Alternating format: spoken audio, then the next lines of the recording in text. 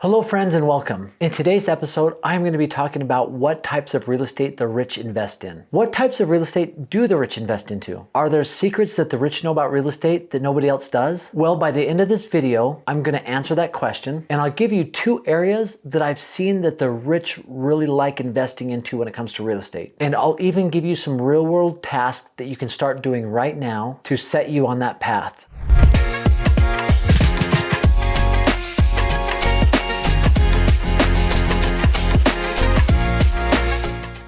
We've all heard it before, real estate has created more millionaires than anything else. But do they become rich because of strategies that everybody can do? Or do they get rich by doing real estate and move into more sophisticated strategies that only the rich can do because they have the funds to do it? It's like the chicken or the egg, which came first? Well, we'll dive into that today and discuss that by first understanding how real estate can create massive wealth. Next, we'll examine the strategies that the rich invest into when it comes to real estate investing. Finally, I want to give you some tips that you can start doing right now that will put you on the path to be able to do those same strategies the rich are doing when they invest in real estate.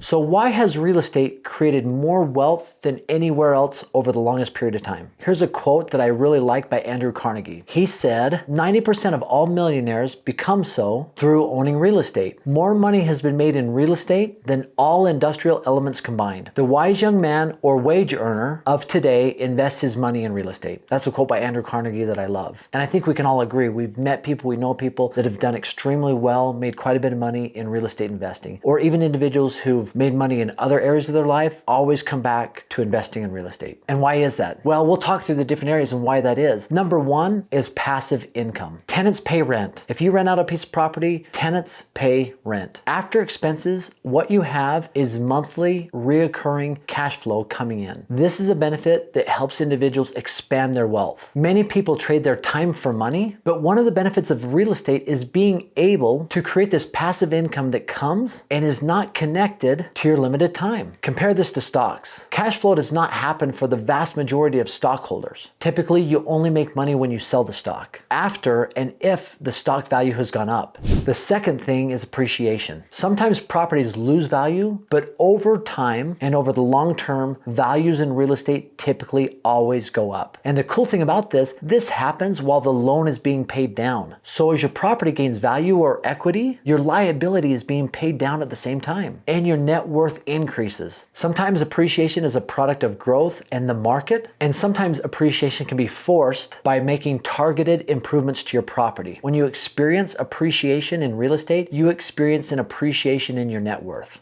The third thing is tax benefits. Another reason millionaires invest in real estate is the tax benefits. When you invest in real estate, you can deduct several expenses from your taxes, including mortgage interest, property taxes, and a lot more. This can save you a significant amount of money every single year. The fourth thing is leverage. Another reason to invest in real estate is leverage. When you purchase a piece of property, you can put down a small amount of money and control the entire asset by financing the rest. You can use leverage to finance a portion of the purchase price. As I said, this allows you to control larger assets for a smaller investment.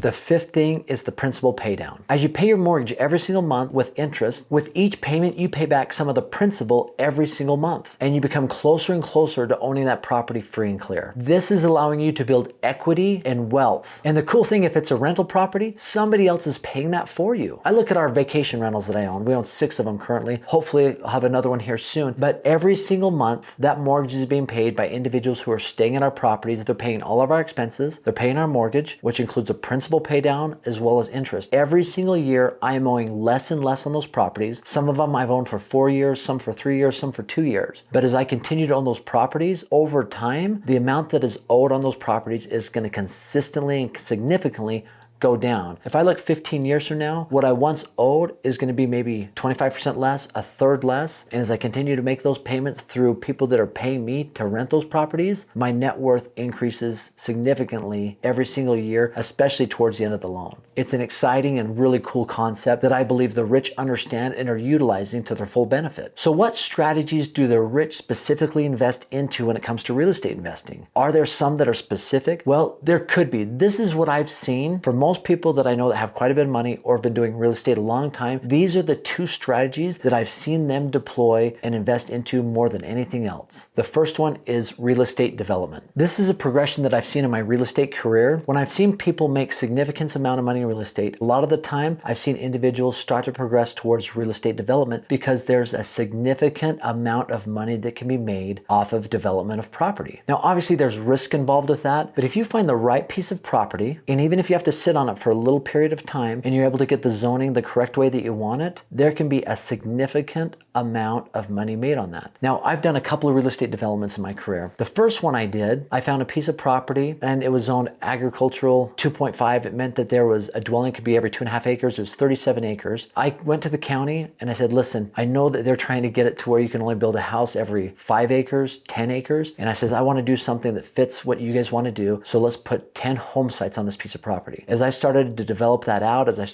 was already zoned the right way, which was good. As I started to work with an engineering firm to develop that, it came to where we found 10 lots. They had amazing views. They're in a great place, great location, fairly close to the nearest city within 5 minutes. And as I started to develop it, I knew there was going to be some challenges. I had to do a traffic study, had to do a few other things that were going to cost money. I had an individual come in and say, listen, I love that piece of property. I know you've enhanced it. I'm willing to buy the property from you as it is, which was awesome. And so it was probably one of the largest money makers I'd made on a single transaction for buying a piece of property and then selling it for significantly more because I'd been able to develop it and enhance it. Somebody saw the potential and they actually wanted to own a lot in there and build their own home. And they might have wanted to even keep a few other lots that weren't built on so they didn't have as many neighbors around them. But regardless, I didn't even get through the entire development process and I was able to sell that property for significantly more.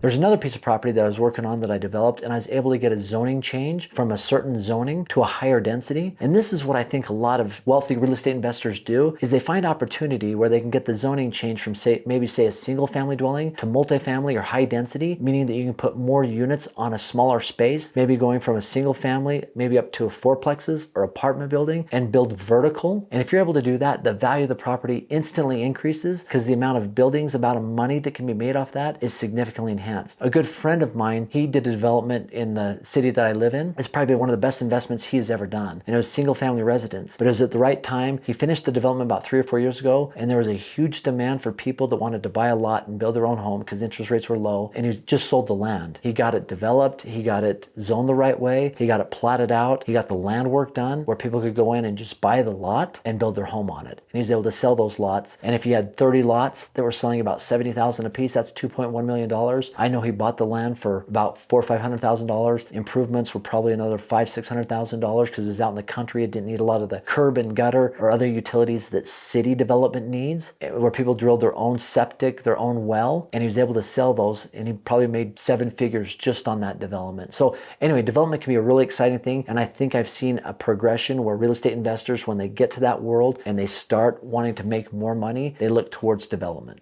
The second one I've seen a lot of wealthy to jump into is multifamily. And I think the reason they like this is because they're able to put a large sum of money down or maybe buy something outright, and they're able to receive that monthly passive income that comes in from multifamily. And there's usually enough margin in there that they can have a management company, because they value their time, will manage it for them, and they just get a monthly check every single month. So if they buy a large multifamily for $2, $3, $4, $5 million and it kicks off $50,000, $60,000 a month, and the management company takes a percentage of that, that's money coming in every single month that they get month in and month out, passive income that's being paid by other individuals. And so I've seen a lot of wealthy individuals jump into multifamily as a way to build and create wealth after they've made their money in real estate. Or if somebody comes from the outside in with a lot of money, that's usually one of the things they look into. Knowing that, how can you get started right now if you don't have a ton of money, if you're not considered rich in the real estate investing world? How can you get started in those two areas of development and multifamily? Well, one thing I tell people, if you want to get started in development, one thing that I would do right now is start attending planning and zoning meetings, city meetings, especially if there's a rezoning happening, so you can understand what is said, why people might say no to a rezone, why people might say yes, and even trying to get on a city council or a planning and zoning committee, even if you just volunteer. Those things, that education you get from those council, government, city, county meetings is going to be invaluable for you to understand real estate development. I would also understand what developments or what type of zoning exists within your city or county where you live or you're looking to develop. Because if you can start understanding what densities are are for certain areas, you can look at properties that are close to those to maybe enhance those. So understanding those terms and the areas in the city that you're wanting to invest into is also a great starting point.